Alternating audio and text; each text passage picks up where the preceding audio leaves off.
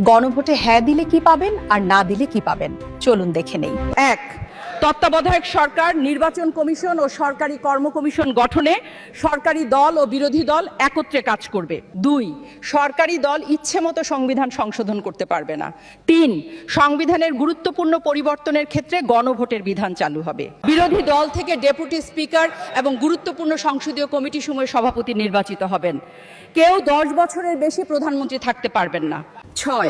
সংসদে পর্যায়ক্রমে নারীর প্রতিনিধিত্ব বাড়বে। ৭. ক্ষমতার ভারসাম্য প্রতিষ্ঠার জন্য পার্লামেন্টে একটি উচ্চকক্ষ গঠিত হবে। ৮.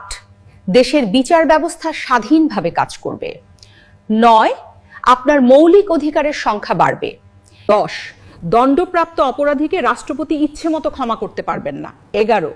রাষ্ট্রপতি ও প্রধানমন্ত্রীর ক্ষমতার মধ্যে ভারসাম্য থাকবে।